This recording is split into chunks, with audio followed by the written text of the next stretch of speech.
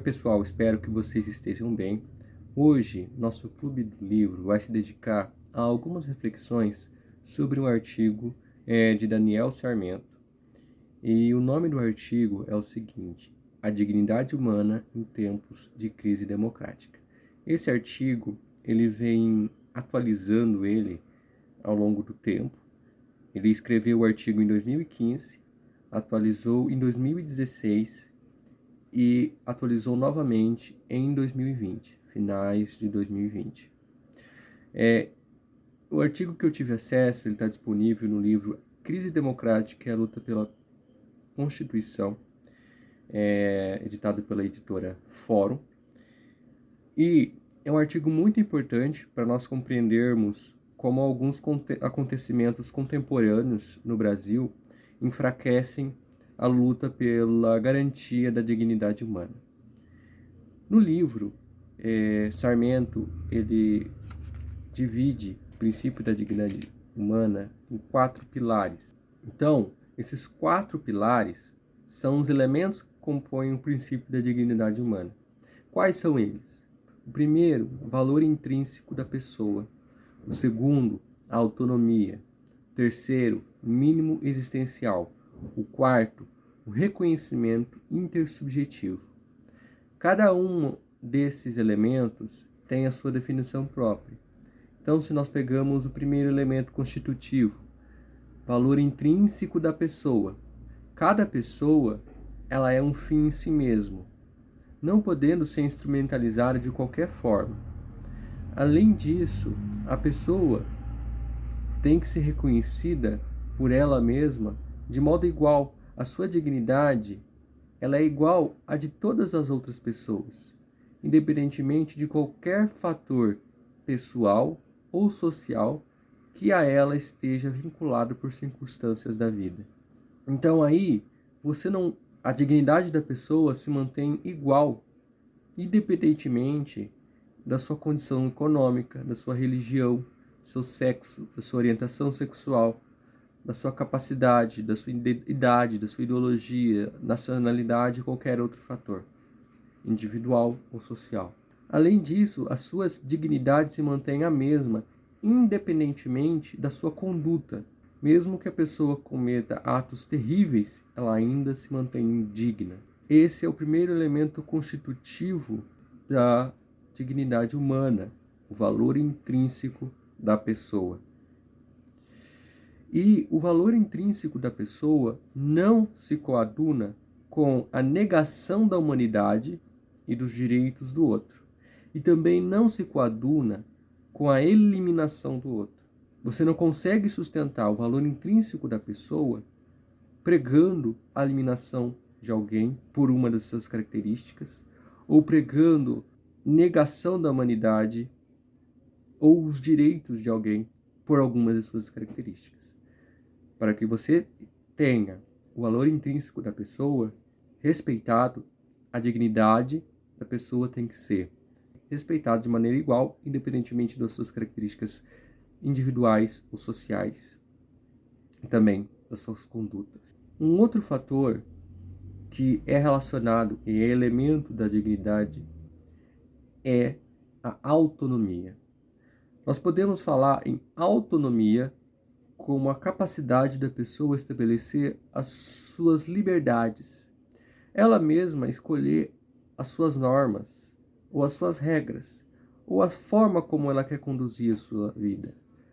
Então, quando você pega dessa forma, a autonomia, ela é essa capacidade da individualidade, escolher os seus estilos de vida, ou os seus projetos de vida, seus planejamentos que irão ocorrer ao longo da sua vida. A autonomia, então, é caracterizada por essa possibilidade de escolha no exercício das mais amplas liberdades. Liberdade, então, de você se locomover, liberdade de você pensar, liberdade de você se comunicar, de se expressar, a liberdade de você poder estabelecer um negócio ou uma empresa, a liberdade de você poder fazer uma associação, uma liberdade de reunião, uma liberdade de você se comunicar por meio das redes sociais, ou de estabelecer uma nova rede social, um novo software e assim por diante. Então, essa liberdade é justamente nesse campo essa autonomia é justamente nesse campo das liberdades. E dentro do elemento da autonomia, abarca-se o direito da pessoa fazer escolhas não convencionais ou que sejam impopulares sobre como conduzir a sua própria vida, desde que não fira direito alheio. E a autonomia não abarca a possibilidade de causar danos a terceiros ou à coletividade. Então, o limite da autonomia é justamente essa causação ou fazer surgir danos a terceiros ou à coletividade. O terceiro elemento que constitui a dignidade humana, o princípio da dignidade humana, segundo o texto do Sarmento, é justamente o mínimo existencial. O mínimo existencial pode ser definido como o quê? O mínimo existencial pode ser definido como as condições materiais básicas, sem as quais não existe uma vida digna. Então, para você garantir esse elemento da dignidade humana, a coletividade aí abarcando a sociedade civil, o Estado, as empresas, o setor econômico, devem garantir que as pessoas tenham acesso às mínimas condições de vida para que a sua vida seja digna. E o Estado, ele deve possuir uma prestação material positiva, ou seja, ele deve garantir que exista condições materiais atuando para que essas condições materiais existam, construindo ferramentas e políticas públicas para que essas condições mínimas de vida sejam proporcionadas. E esse mínimo existencial ele se coloca como um mínimo de atuação do Estado, sendo que o Estado pode atuar muito mais para a garantia de uma qualidade de vida e dignidade. Então, isso coloca como mínimo para a atuação do Estado, porque o mínimo é a dignidade, mas o Estado pode atuar muito mais para garantir, além disso, proporcionando também outras prestações que agreguem cada vez mais qualidade de vida para as pessoas, além do mínimo que é viver com dignidade. Abarca também o mínimo existencial a manutenção de condições ambientais, com a preservação do meio ambiente, sem as quais não existe vida digna para as presentes ou futuras gerações. Por fim, nós podemos falar de um elemento que constitui a dignidade humana como o reconhecimento intersubjetivo. O reconhecimento intersubjetivo pode ser definido como o direito subjetivo ao igual respeito da identidade pessoal. Então, o sujeito, a pessoa, ela tem o direito de ter a sua identidade respeitada por qualquer que seja a pessoa, por qualquer que seja o governo, por qualquer que seja a empresa, por qualquer que seja a instituição, ela tem o direito a ter a sua identidade pessoal respeitada. E com isso se vê no reconhecimento intersubjetivo um exercício de alteridade, um exercício de respeito às diferenças culturais. De uma maneira bem ampla, um respeito às diferenças. Então, esses 4 elementos constituem o princípio da dignidade humana. O princípio da dignidade humana. Esses 4 elementos são pilares para que se tenha a dignidade humana de maneira plena.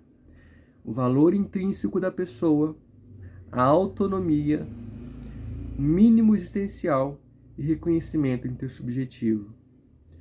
Nesse texto, além de apresentar essas definições, Daniel Sarmento explicita como os governos que estiveram no Brasil de 2016 a 2018 e de 2019 a 2022 conduziram ações e discursos que iam contra o princípio da dignidade humana, um dos fundamentos da República Federativa do Brasil, e ele o faz de maneira pormenorizada em cada um desses elementos que eu falei para vocês.